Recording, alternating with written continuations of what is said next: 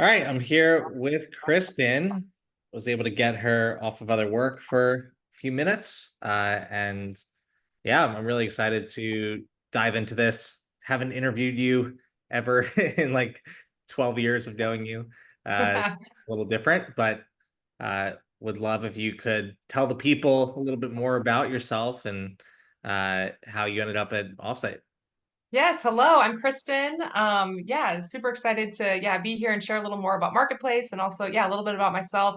I have a background for the last decade working in travel. Worked for a large company where we planned incentive trips and conferences for up to like Fortune 500 companies. So really familiar with the event planning process there. After that, I did had a luxury leisure travel company where I helped CEOs, thought leaders, individuals plan vacations and trips, also small groups with that. And then what led me to Offsite was it was shortly after the pandemic, and I saw that Jared was, leading this new company basically to help remote hybrid workers and just more people connect. And that's definitely something that I'm passionate about is bringing people together for unique shared experiences. I think there's just nothing better really than helping people connect and learn about not only the world, but like connect in amazing places and just share things together. I started, talking more about that with Jared. I actually was brought on part-time because I was still kind of figuring out what to do with my travel business before I came on full-time. And I was just thrilled with what Offsite was doing and how it was going to be really impacting the travel industry and changing it in a positive way. And so then I joined on full time. And since, for the last, I guess it's been 2.5 years or so, building a marketplace of just amazing, inspiring venues for groups. And in many ways, we're both scratching our own itch here. Before the pandemic, I had a company called Meeting in the Minds, where I was running 3-day summits for entrepreneurs, and I was doing everything we would do for offsite users and clients now, from finding the venue, negotiating with them, making sure the contract was kosher, building the agenda out hour by hour, managing the budget line item by line item. And I was also facilitating. I was selling the $1,000 tickets to attend Meeting of the Minds, etc. And I actually worked with Kristin and her company a couple times for the venue selection, negotiating, and contracting element of working with a few different hotels. So it's really cool for me that I started Offsite to scratch my own itch in offsite and conference planning because it was a pain in the ass. And you are building a marketplace with us that alleviates some of the challenges that you've had as a travel agent, doing this sort of work for clients over the last decade of your career. So I think Mhm. it's really cool that you're bringing that entrepreneurial spirit to the table, that you're also building a marketplace with a certain vision for how it should work for offsite planners like yourself. And we have that in common. So I'm glad you're here. That's right. There are a lot of pain points along the way. The time, the energy, the money, all of that is just a lot of different factors. So I love how we get to attack those different issues and solve them for Yeah. clients. And so would love to hear from you, reflecting back 2 years ago, 2.5 years ago, when we started building the actual marketplace for Offsite. Uh, what did you interpret as the initial strategy for building out that marketplace? And what do you think we did really well that's allowed us to now surpass 1,000 hotels and build out the kind of inventory for our users and for our clients that is getting them these massive discounts and is letting them book so quickly? Like what do you think we did really well in the early days, and you know walk us through some of the early days of building this marketplace? hmm I think what we did really well early on was we built the marketplace based on what our clients were requesting and asking for. We were seeing their needs and what their ideal offsite would look like. So whether it was we want to be within 90 minutes and have a cabin-like experience in this state, or we want to be okay, we want to be in the city, but we really want to have a really unique meeting space, or there's like I think we did a good job of just listening to, okay, this is what you're looking for. we don't necessarily have a partnership with that venue yet, but we can find it for you. And then, so we did a lot of just, I think, listening to what clients were looking for and then actually building the marketplace based on that.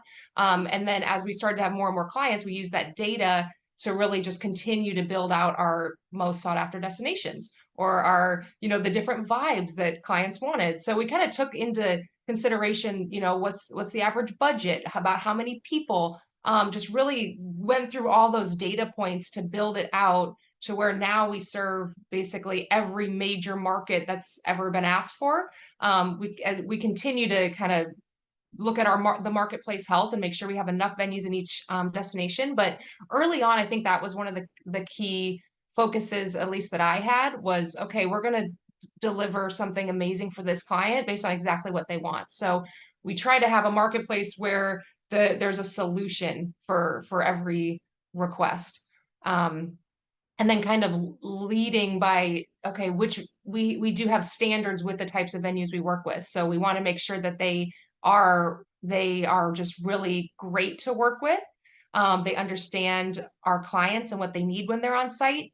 They also have a level of either design that's unique, or something that makes them like special, not necessarily like the cookie cutter typical, not that those are bad, but just more, like things that are really make a venue or destination really special. I think that's what we try to bring into, our approach when adding new venues to our marketplace.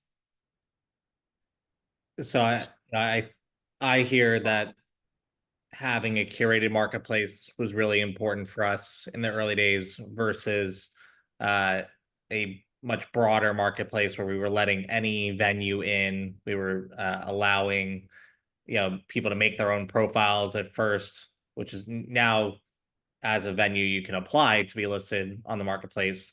But we've had a vetting process this whole time, specific to what someone planning an offsite would need, and within the ideal client profile that we have, which is largely like high growth startups working with a chief of staff, head of people, executive assistant, people leader type at a remote or hybrid company. Like, we got really specific on the ICP.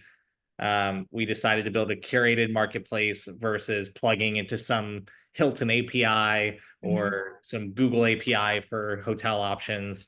And for the first probably 50 to 100 offsites, everything was a custom search for the most part. And we built our inventory along the way to match that data.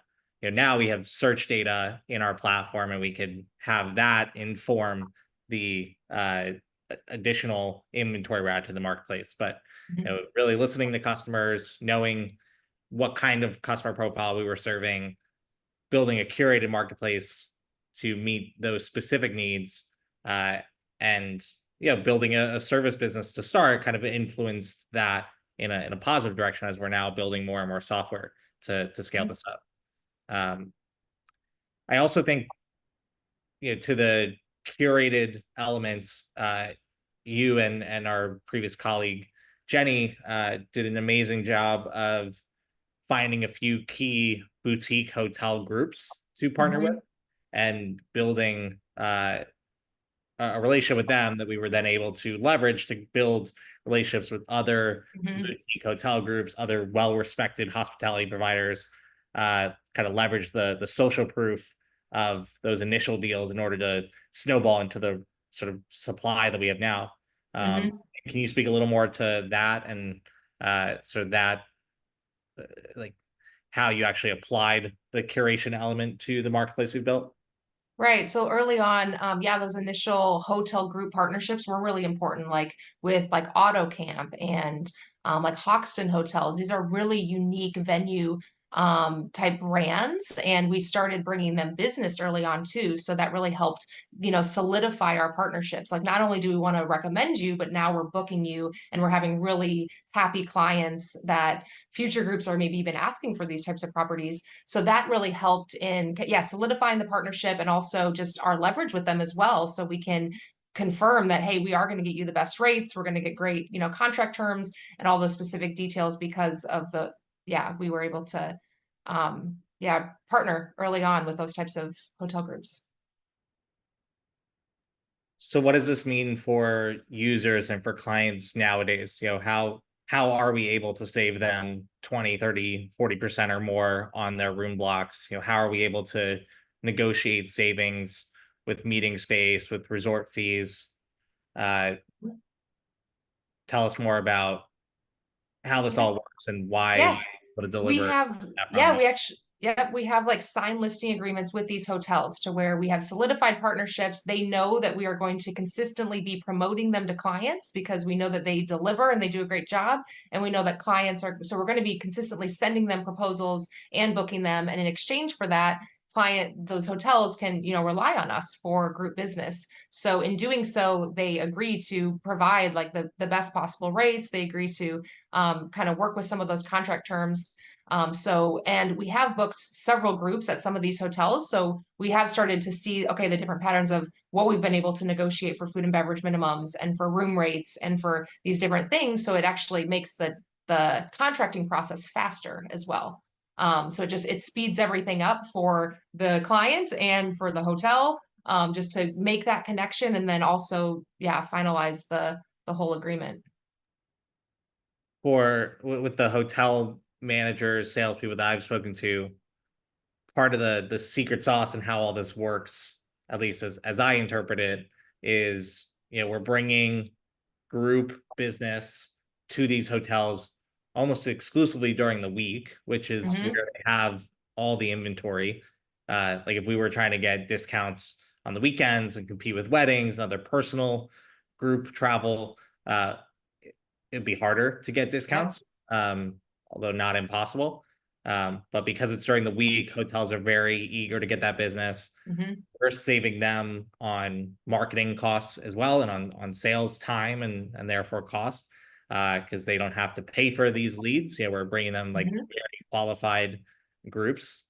Uh, and then to your point, we're speeding up that proposal process, the contracting process, because there's a lot of intent when a user or a client is coming to offsite.com and making a booking request, like they want to book something mm-hmm, immediately. And so that's saving the hotel a lot of time and money. And then we're essentially passing all that savings onto the users and to clients. mm-hmm, Uh, and then we've also gotten to the point now where we're processing tens of millions of dollars a year in spend, and that's only going to grow. And so, that gives us economies of scale, and the individual hotels want to secure more of our business. The mm-hmm, hotel groups want to secure more of our business across all their properties.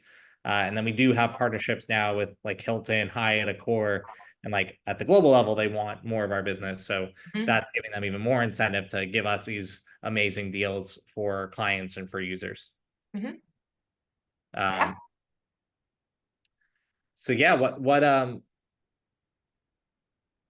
else? If someone were to try and do this themselves, where should they be looking to save with a venue? What contract terms should they be looking closely at? Anything they should be trying to optimize for or avoid entirely? Mm-hmm. You Yeah. can I give mean, away the secrets. right. I mean, it's true though. We've done hundreds of venue contracts and we've seen these across all different major hotel brands as well as boutique hotels, even like individual, independent properties. So we've kind of understand like here's the overarching like standard terms, and those are usually around like the nightly rates, cancellation, what's allowed if they did need to reschedule or something. But I think the main things is like there's like the financial elements of the contract, there's the cancellation, and then there's those unexpected things like, oh, say they were to do a renovation or something while you're there. How does that affect your group? You really want to make sure that you're protected. So yeah, I would say I could get into the specifics of, okay, we, make sure to waive that resort fee or at least get it reduced. Make sure to, get discounts on various elements of the program. But overall, I think it's just we understand those terms. We've been through tons and tons of contracts to where we kind of know with every contract we make sure to have them either pre-negotiated or we negotiate on the client's behalf. what do you think are some of those specific clauses, terms, things to negotiate that, the even the sophisticated offsite planner may not know to ask, or uh, may not know to look for? Mm-hmm. I think around like, let's see, around financial, I would say like the attrition clause is really important because um, groups can, maybe expect a certain number of people, but then if their numbers drop leading up to the program, they could actually be on the hook for a lot of money if that attrition clause isn't negotiated properly or if those numbers aren't anticipated. So I think that that's really important to look for before signing is really understanding the attrition and trying to negotiate as much as possible to make sure that the group is protected, whether or not those numbers change. So I would say that's a big one. Also around like force majeure is important. So like if something happens, like weather wise, or if there's just something that would affect the group from being able to go on this program, like that can really be a huge expense for the client if it's not really negotiated properly and making sure that both, I think the rescheduled terms are really important, making sure that the client knows that they can have that ability to reschedule, not just be out money, et cetera. So the financial is obviously really important. Um, Another thing is even around like exclusivity of the meeting space. Sometimes if there's other groups that can be on property at the same time as your group, that could actually cause some issues, like whether you're passing with group, it can just lead to unanticipated kind of stress on site. So that's one thing to maybe talk with the hotel beforehand. That's definitely something that we try to do is make sure, okay, are there any other groups in house? Making sure there's also no other groups in house that are in the similar industry. Things like that that maybe, clients haven't thought of that we definitely do on their behalf. Yeah, Wi-Fi speed, making sure that Yes. all the amenities in the rooms that would work for your guests, making sure you have amenities in the meeting space that fit your needs, like whiteboards or TVs. Are they going to give you water or not? Like, Hmm. what about the property amenities? Uh, you know, Knowing all these things before you make a purchasing decision is really important. It's why we're building out our profiles the way that we do, so that you can filter our marketplace accordingly. You can see all this information at the property level, all before you send in a booking request. Hmm. We're trying to make it easy, folks, but give us feedback. Let us That's know how you right. can improve it. Um, so yeah, I mean, we're coming up on time, but what most excites you about the future of the offsite marketplace as you see it? Uh, and I asked you just a couple hours ago in our department leader meeting, but what are you most proud of, sort of looking back the last 2.5 years? Hmm. I'm really excited about, I think that we're building something that hasn't yet been built within this travel industry. And I think we're doing it in a very deliberate way. And it's based on what clients want, right? So I think that that is what really sets us apart. And we're going to continue to build it out very, diligently, very like really taking into account all the specific details to make it special and to deliver something that truly doesn't exist yet. There isn't a marketplace platform, hopefully, that will be this, easy to use, this cost savings for client, this really stress free, but also delivering on yeah, just amazing experiences for groups. So that's what I'm excited about. I think that our team here at Offsite is, we're all just bought into the same vision. We're all super passionate and we're working hard to just advance it we're constantly advancing our product. So and using client feedback to advance it. And I think the way that's different than what we've seen out there.